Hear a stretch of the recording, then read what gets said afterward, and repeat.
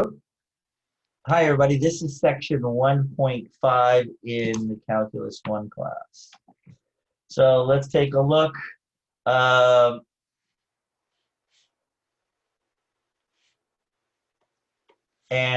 can somebody tell me, this is a good question. This is a good question.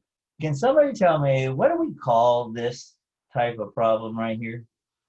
What is that type of problem called?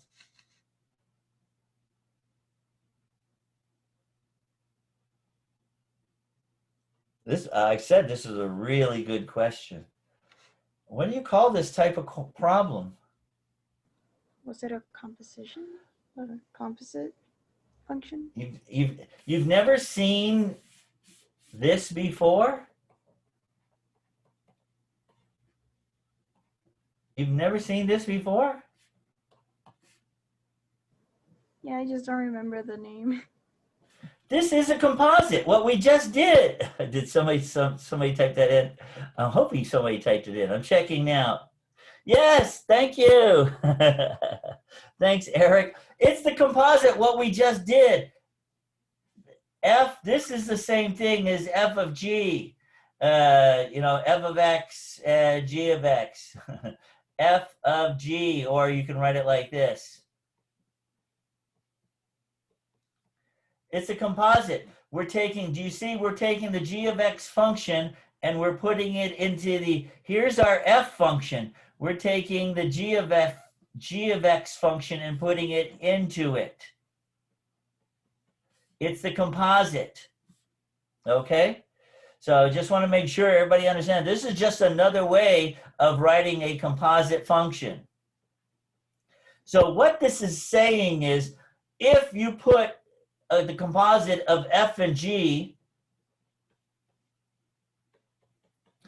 and it equals x, and you take the composite of g of f,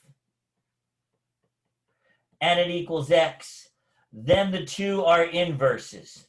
Then the two functions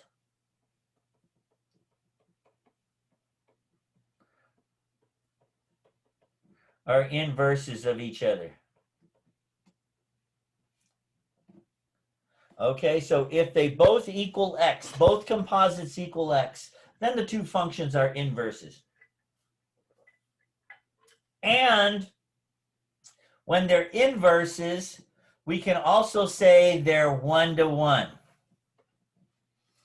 All right, can somebody tell me what one-to-one function is?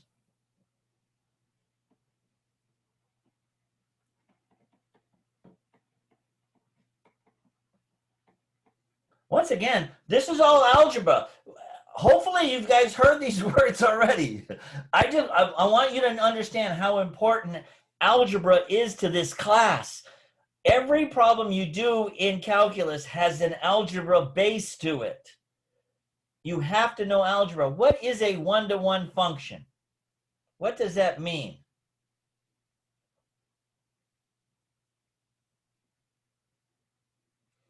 It's strictly one-to-one. Okay, let me ask this. Not one-to-many. Is this function that I've been drawing forever, y equals x squared, is this one-to-one?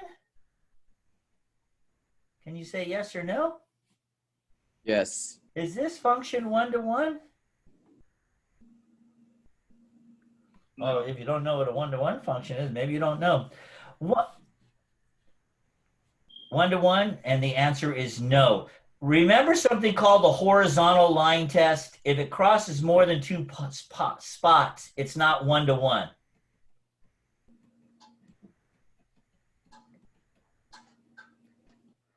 If it crosses more than one spot, it's not one-to-one. We did another function, this one, y equals x3, and it horizontal line test, it only crosses one time. Yes, this one is one-to-one. Okay, one-to-one functions have inverses. This does not have an inverse. If it's not one-to-one, oh wait, maybe that's a bad thing to say. Maybe that's a bad thing to say. It says if they are inverses, that means it's 1-to-1. 1-to-1 functions don't necessarily have inverses, but if they are inverses, this says the two functions are inverses, and if they are inverses, then they are 1-to-1. So we'll just go by that, and we'll look at the next slide. So remember, 1-to-1 functions pass a horizontal line test. A regular function, we know both of these are functions because I call them functions. Remember, regular functions have a vertical line test where it only crosses one spot. You know, when you do a vertical line, it only crosses one spot. Vertical line tells you the vertical line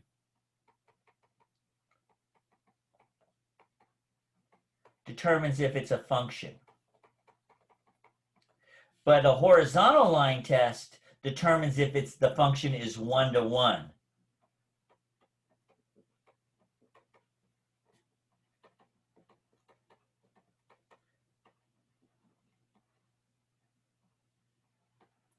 So the vertical line tells you you have a function. Horizontal line tells you that the function is 1-to-1 if it only crosses one point.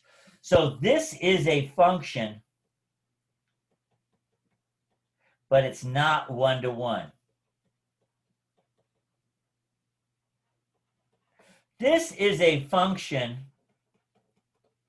and it is 1-to-1. They're both functions. The left one is not 1-to-1, the right one is. All right.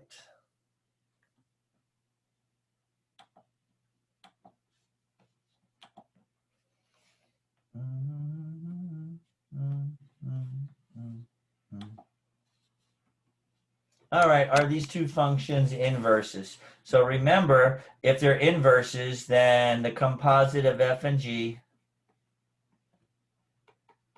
equals x, and the composite of g of f equals x.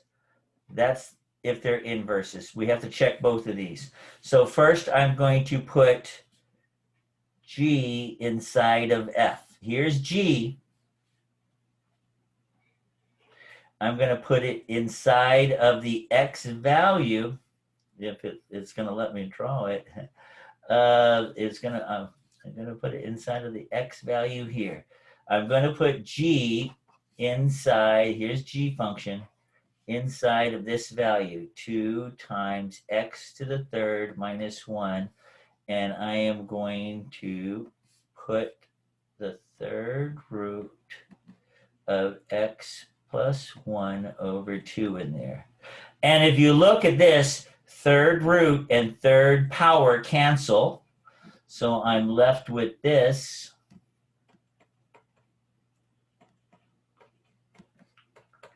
The root is the whole root, and the power, they cancel each other. 2 times x plus 1 over 2, the 2's cancel. So I'm left with x plus 1 minus 1. And x plus 1 minus 1 is just x. So yes, when I put g inside of f, I do get x. So now I'm going to put f inside of g. Here's f. I'm going to put it inside of the x value of g. Here's my g function. The third root of x plus 1 over 2. And I am going to put this into here. 2x3 minus 1. So on the inside, here's a minus 1 and a plus 1. Those cancel.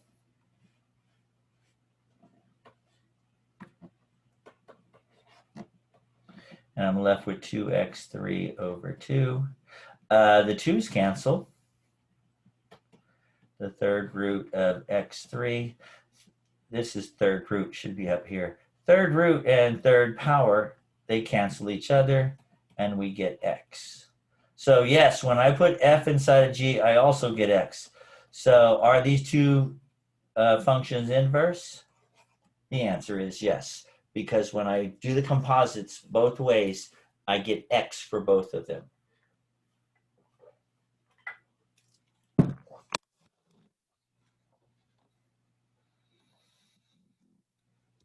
Yeah, kind of cool. I think it's cool. Now, if you don't get x for both of them, then you just say, no, there's no inverse.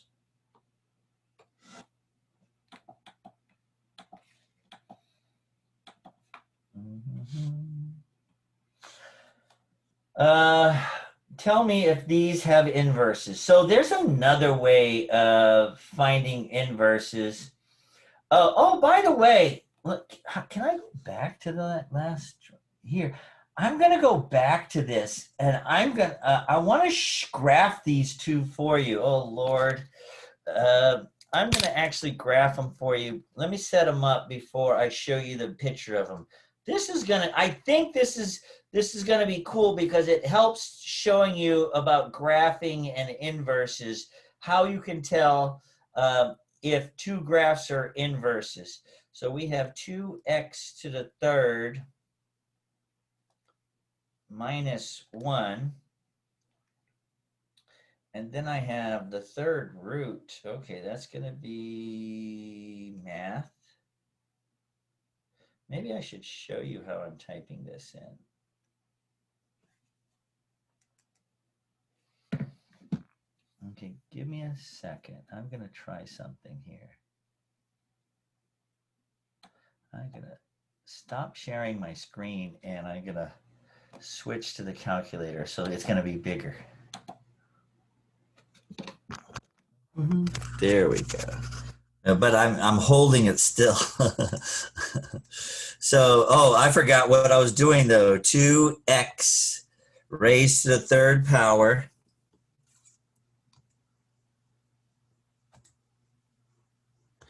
Was it -1 or +1? -1. Anybody remember? What the?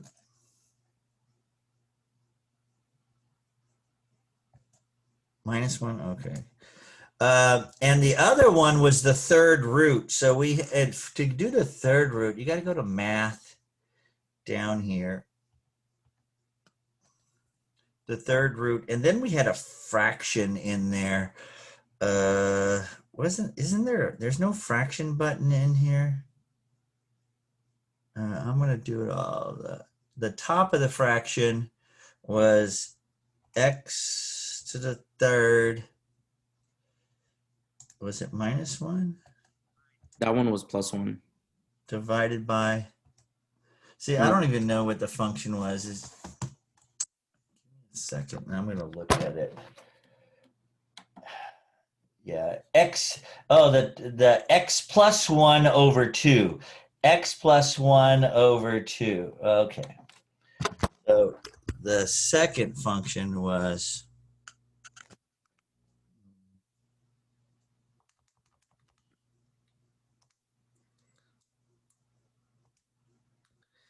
x. I'm going to put parentheses. X plus 1 over 2. There we go.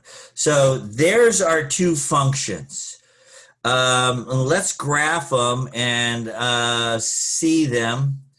There's the first function, and that is the second function. Can somebody tell me how we know they're inverses just by looking at this graph? Does anybody remember from algebra how we know they're inverses? I mean, you might have a graph just like this, and they're going to say, are these two inverses? And they don't even tell you what the function is. So you can't do the composites. The question is, do you know how to tell these two are inverses just by looking at it? If you don't, you should, because it's part of algebra. I give all my calculus students a lot of grief for the algebra skills. I'm telling you, I know many of you have very weak algebra skills, And I'm telling you, you have to get better. You have to practice this algebra. That's why this first week of homework is so important. You don't want to just get through it. You want to understand it. So last call. Anybody can tell me how I know these two are inverses? Because there's a line. If there's a line right here, diagonal line, that's called the y equals x line, right? Where x is 0, y is 0, x is 1, y is 1. If you have a y equals x line and you have the same and same thing on both sides, I'm going to actually draw a y equals x line in here. Y equals x. Now watch. Do you see how if you it's the mirror image if you rotate it? Do you see this side? If you do the mirror image on the y equals x, it comes here. These two, if you come this side, the mirror image on this line is a diagonal. If you fold this sheet in half, this side comes here and this side comes here. This side comes here and this side comes here.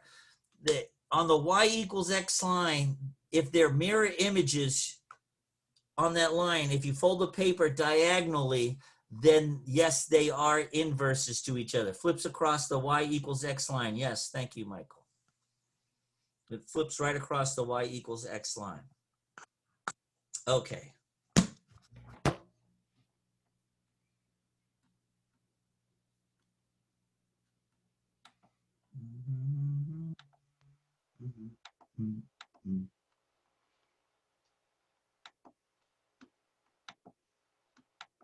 I love giving the calculus students grief about the algebra skills. I'm telling you, you have to know algebra here. So tell me if they have inverses. So I'm going to graph these for us. I wish I wouldn't have left. I'm going to graph both of these. All right, let's do this one first. X3.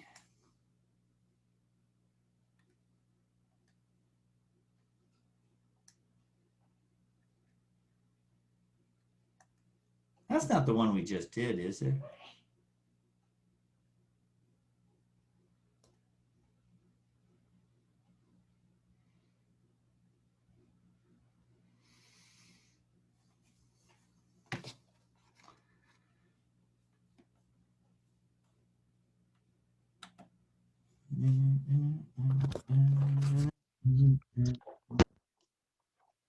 And I'm going to get rid of the y equals x. I have it on here. So hit graph. I just typed in x3 minus 1. I typed in x3 minus 1, and I'm going to hit graph. So it has an inverse because it's 1 to 1. Do you see it there? If you do the horizontal line test, the horizontal line goes across. It only crosses one point. So yes, it has an inverse. Yes, it has an inverse.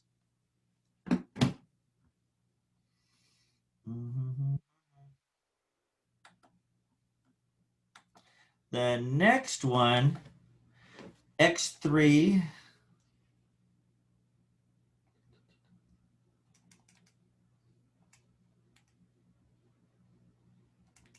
x raised to the third power minus x plus 1.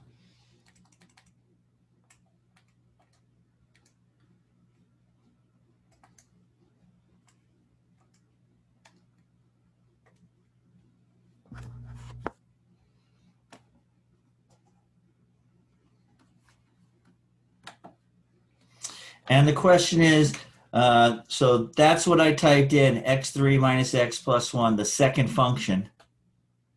If I graph it, the question is, does this graph have an inverse? And the answer is no, because if I do a horizontal line test here, yes, it only crosses once. But if I do a horizontal line test right there in the middle, right above the middle, it crosses the graph more than once. So if it doesn't pass the horizontal line test, then the graph does not have an inverse. Remember, it has to be 1-to-1. It has to pass the horizontal line test. So this graph does not have an inverse. That graph does not have an inverse.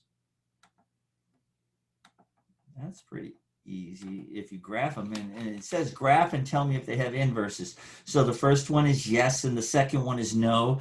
And the reason why the second one is no, because it does not pass the horizontal line test.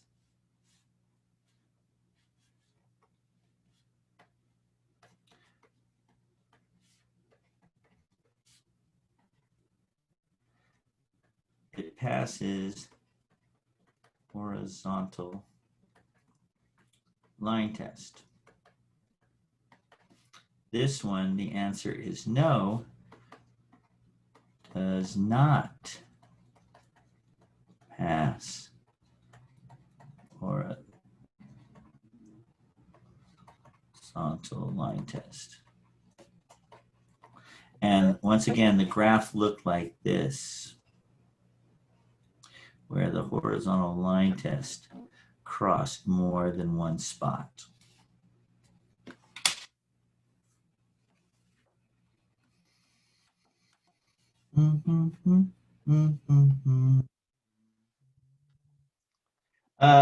Test to see if this function is 1-to-1.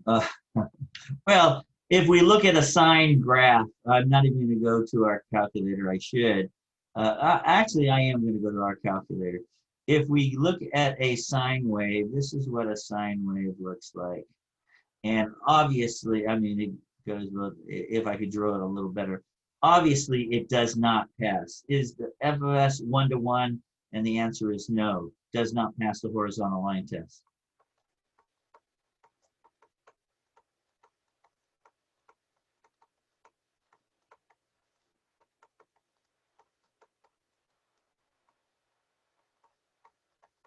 Can we make it 1-to-1? And yes, we can make it 1-to-1. So I am going to go to the calculator now because I want to show this on the calculator.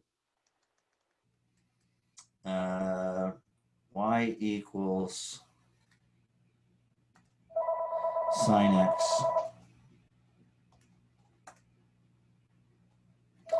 So I'm typing in y equals sine x. And when I hit graph, once again, there's my graph. And I'm just gonna make it a little clearer for us. I have -10, 10 and all that in the window. I'm gonna change my window to something a little bit better, -3, 3. On the, might as well change that on the -10, 10 on the x-axis, but the y-axis, -3, 3. So I'm leaving the x-axis as it is, but I'm changing the y-axis. So when I graph this, I get a bigger sine wave that I can see a little clearer. So obviously that does not pass the horizontal line test. So it's not 1-to-1. This is clearly not 1-to-1. However, if you go to your trig formula sheet, the one you have to print out, we're going to be going to these a lot. So I really recommend, it's the side, and these are really bad copies that I have, by the way. It's the side that has the unit circle on it. And down in the lower corner here, it talks about -pi/2 for the inverse trig function and pi/2, because at -pi/2 and pi/2, watch what happens. -pi/2, I'm going to change my settings on the window. So instead of -10, 10, I'm changing it to -pi divided by 2 to pi/2.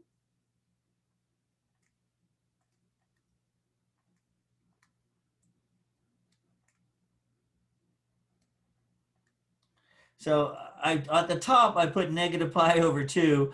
And then here, I'm putting pi over 2. When you hit enter, it changes to the decimal form.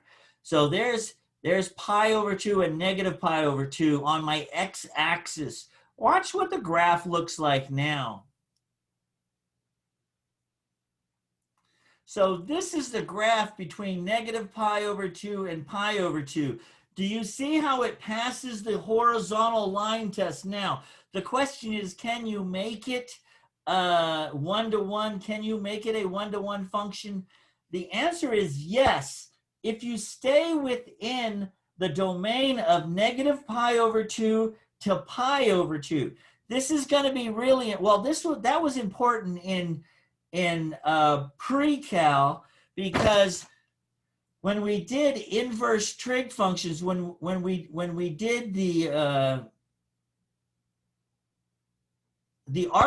arc sine, right? The inverse trig or the arc sines, you had to stay within this domain of negative pi over 2, pi over 2. So right now, if I just look at this picture, it does pass the horizontal line test.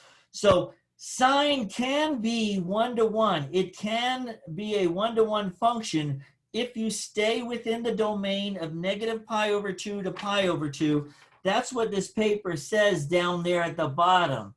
The inverse trig functions for sine, inverse sine, is negative pi over 2 to pi over 2. In other words, we can do inverse trig functions, and we can do one-to-one functions. We can call this one-to-one if we stay within that domain, if we stay within that domain of sine. So just make a mental note of that, because we're going to be coming back to this trig formula sheet a ton times this whole semester. Trig, calculus, all that.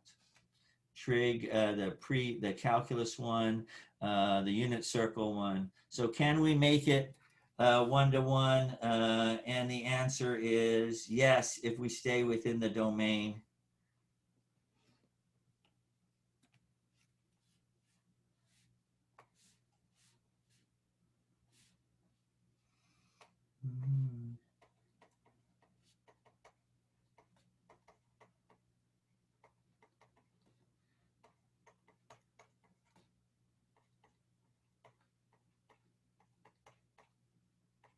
Between negative pi over 2 and pi over 2. If you stay within the domain of pi over 2 and negative pi over 2, if you stay within that domain, then that sine function becomes one-to-one, and then you're able to do different things. And we're actually going to do a lot of stuff with the domains of one-to-one functions for sine, cosine, and tangent. If you look down here, it tells us the domains of each of those that they want you to stay in when they're one-to-one, because then you can do inverse tangents also. Then you can take the inverse of these. You can't take the inverse of a function unless it's one-to-one, right? You can't take the inverse unless it's one-to-one. So if we stay within these specific domains of the function, then you can take the inverses. Then we can take the arc sine, arc tangent of these functions.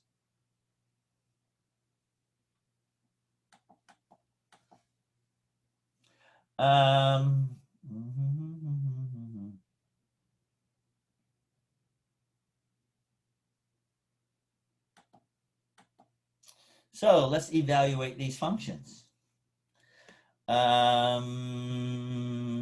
Arc sine of -1/2. I evaluate these on my unit circle. I'm going to just try to type it into the calculator. So let's see if the calculator tells me anything.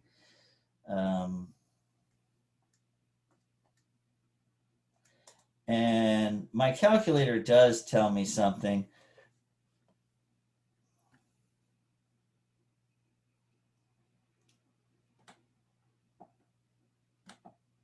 So when I type in arc sine, or the inverse sine of -1/2, I get -0.52358. By the way, that's not a valid answer for this. If you give me those decimal answers, that's not a valid answer. Arc sine of negative 1/2, go to our big unit circle. So this is one of the ones I want you to print out.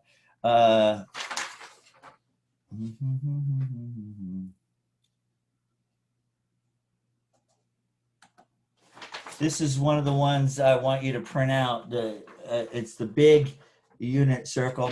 Maybe I should go to the other camera. This is driving me crazy holding it up. I can't see a thing when I do that. There we go. So this is the unit circle. And we want to find the arc sine, the inverse sine of negative 1/2.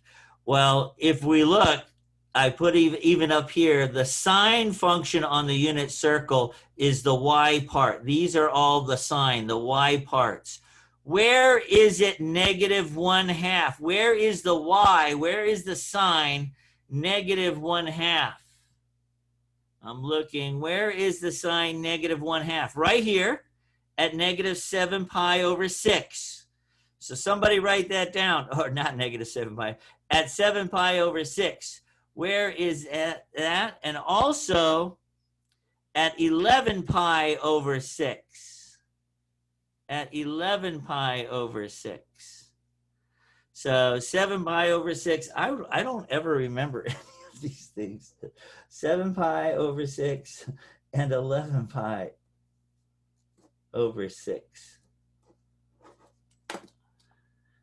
We have the y value equals negative 1/2.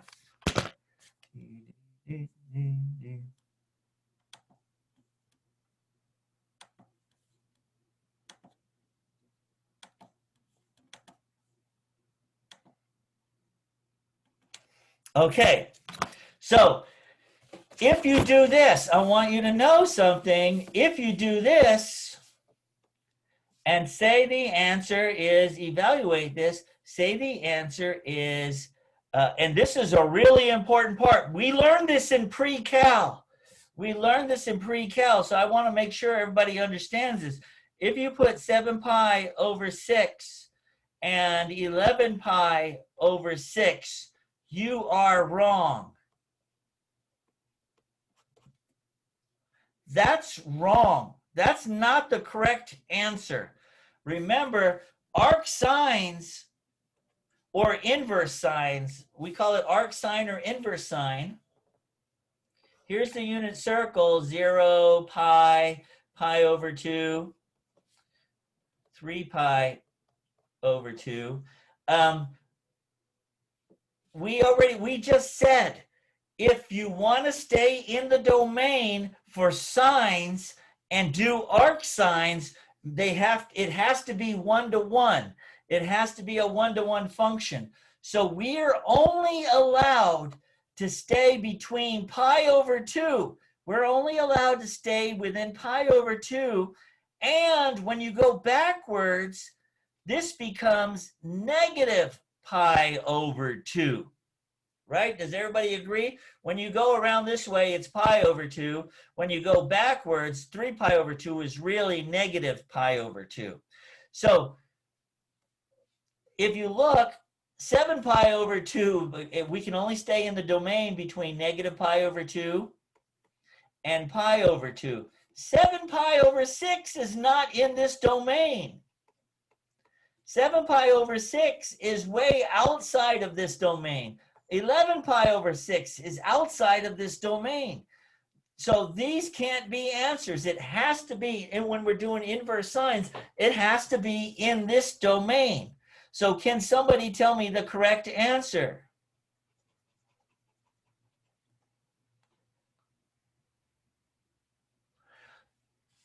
We know one of the answers was here at 7 pi over 6.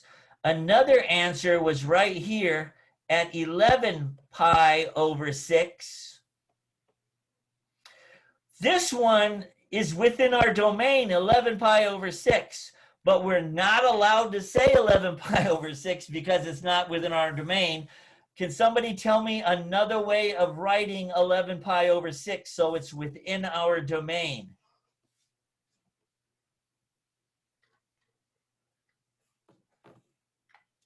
By the way, we're not even in calculus. This is pre-cal.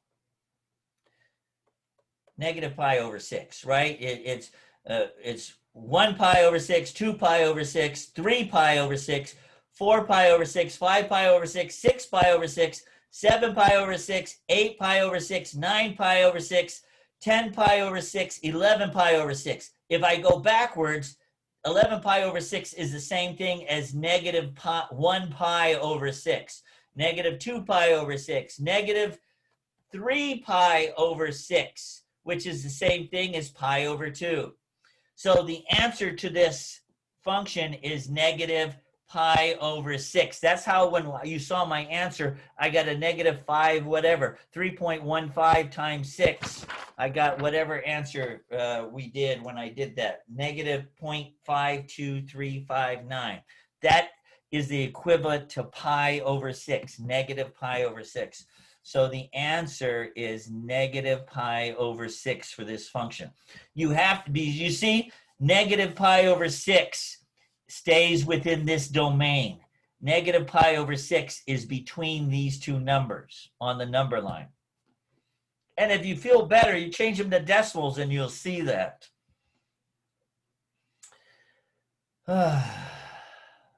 Okay, the next one. Is a lot of this trig and calculus coming back to you? Hopefully it's coming back a little. We want to do the arctangent for square root of 3. We want to find the arctangent. Another way of writing arctangent, by the way, is negative this. These two are the same. I just want to make sure everybody understands. Inverse tangent and arctangent, they're the same thing. So we want to find the arctangent of square root of 3. And by the way, if you go to your trig formula sheet, so everybody's going to have to buy that trig formula sheet. It says the domain for inverse tangent is the same thing as the domain for sine, between negative pi over 2 and pi over 2. So the domain for this function, our answer has to be somewhere here, pi over 2, and somewhere here, negative pi over 2. So our answer, it cannot be in this quadrant or this quadrant. Our answer has to be either in this quadrant or this quadrant.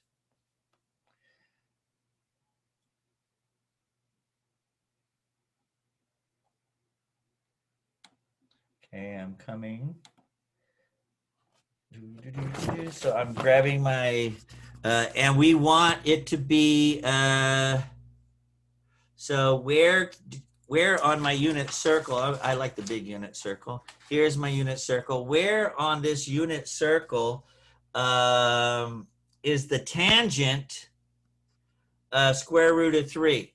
Now, that's, it's going to be hard to see, especially since I can't, this thing, there we go, it focused. Where on this circle is pi over 3? I see a pi over,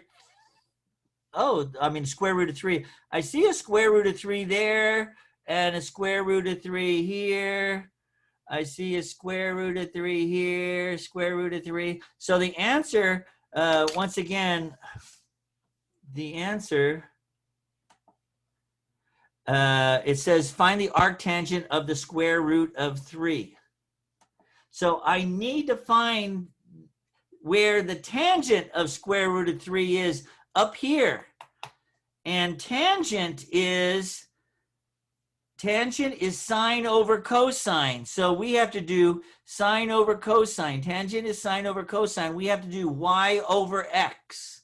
Y over x. Let's do this one. Y divided by x. 1/2 divided by 3 over 2. On my calculator, if you work it out, I'm not going to actually, I guess I do have some paper here. I can work it out for you where you can see it. So 1/2 over the square root of 3 over 2. Is that what it was? Yeah. It's Oh, no, it's 1/2 over square root of 3 over 2. Y over X. Sine, oh, wait. Yeah, it's tangent is sine over cosine. 1/2 over square root of 3. 1/2 over the square root of 3. So another way of writing this is 1/2 divided by the square root of 3 over 2. Another way of writing this is 1/2 times 2 over square root of 3. I think that answer was wrong that I had there. These cancel and we get 1 over square root of 3. So that's the answer. However, the question was, the answer had to be, or the question was, let's go back to the question. I'm sorry. I have a hard time remembering what was what when I go back and forth. The question was the arctangent of square root of 3. So that didn't work out. I end up with square root of 3 over 3. So that didn't work out. That pi over 6 was not correct. That's good. That's actually really good. So we have another one. So by the way, this one didn't work out, but we have another square root here. We have another square root. So let's put that one in. So once again, it's sine over cosine, y, square root of 3 over 2 divided by 1/2. And this is at pi over 3. And so square root of 3 over 2 divided by 1/2 is another way of writing square root of 3 over 2 times, and then flip it. Those cancel, and I get square root of 3. So that works out good. That works out. So if you look, pi over 3, when I do y divided by x, I get the square root of 3.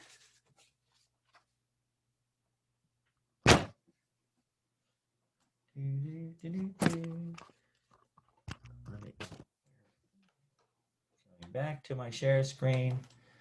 It's going to be better when I have a better camera. So the answer to this, and the answer to this is pi over 3. In other words, remember we said the domain has to stay here for tangent. We can look at our unit at our rules on our trig formula sheet. We have to stay between pi over 2 and negative pi over 2. These are not good. These areas are not good. Pi over 3 is right here. Pi over 3 is right here.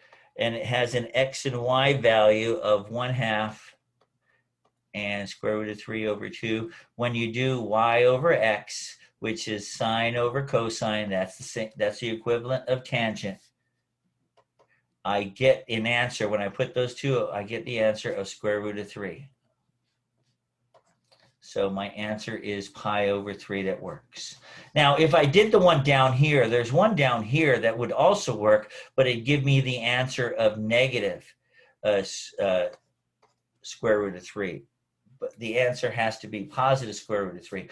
And I can get square root of 3 also right here, negative divided by a negative. Over here, it's negative 1/2 comma square root of 3. So I can get the positive square root of 3 over here, but it's not in the domain. It's not in the domain. So this is the only answer. And finally, the arc sine of 0.3. The arc sine of 0.3.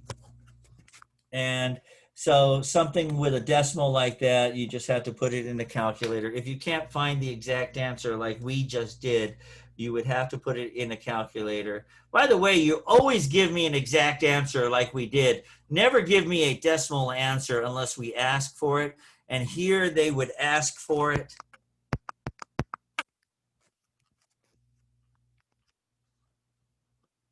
It's trying to focus again. And to do that,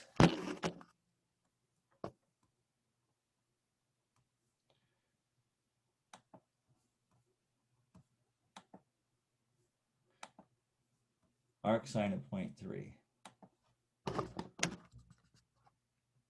To do that, arc sine, here's on the calculator, there's sine, arc sine is right above it, inverse sine is right above it. And we should get 0.30469. So that's the correct answer to tell you how many decimal places. If it tells you how many decimal places to take it, then they want an approximation. Always give me the exact answer unless they ask for a approximation, something that's been rounded.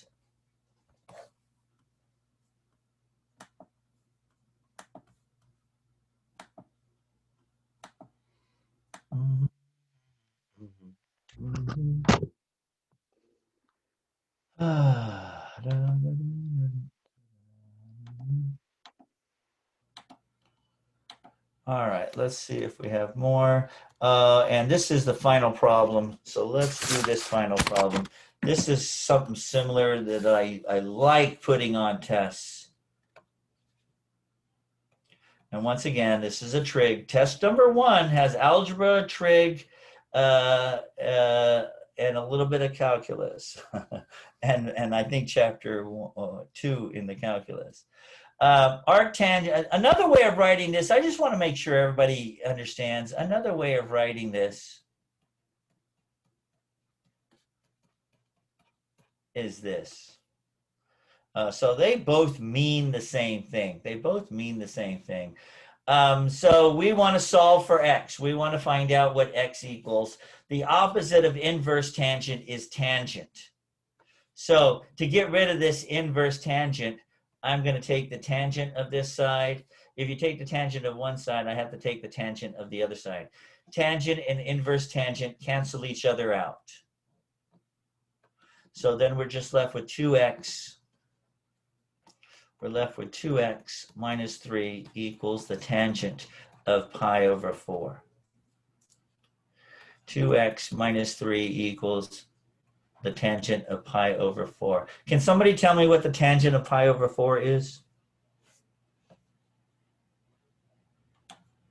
See, that's one of those easy ones in trig you have to remember. Wow. That's one of those easy ones, trig, you have to remember. On the unit circle, yeah, somebody's saying it. Somebody, did you plug it into your calculator or do you know it?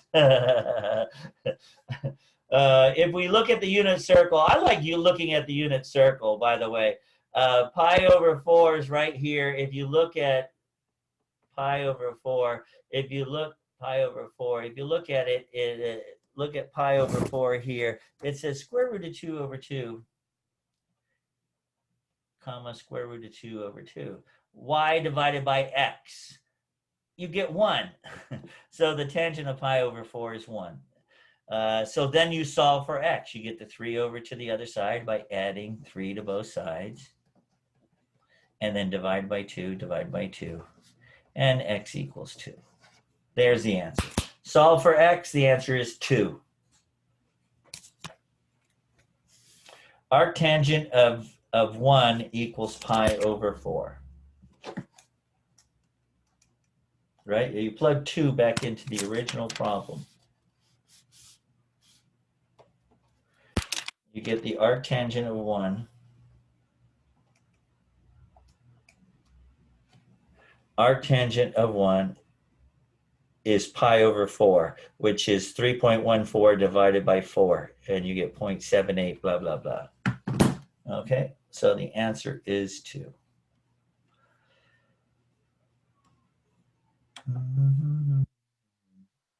Yeah, I made these, definitely going to try to work on this camera thing before I do another class like this. I think that's it. Yeah, that's it.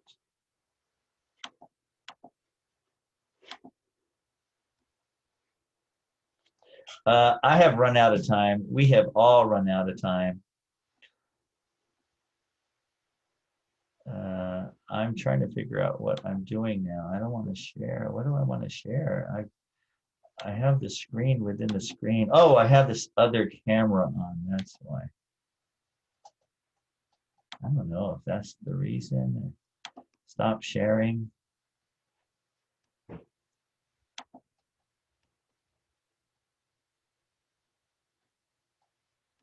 All right. Anyway, that's all I had. I'll post these two videos. Good luck watching them. I made them kind of long. Normally, I try to do these a little bit quicker. If my other camera sets up, these always go a lot quicker. I pretty much have all the videos done already. I didn't have these two done. I wanted to do one more. I don't have time for that today. So I'm going to hang around if there's any questions. So you guys can leave. I'll hang around if there's any questions. And I don't know how do I turn off my recording? There we go.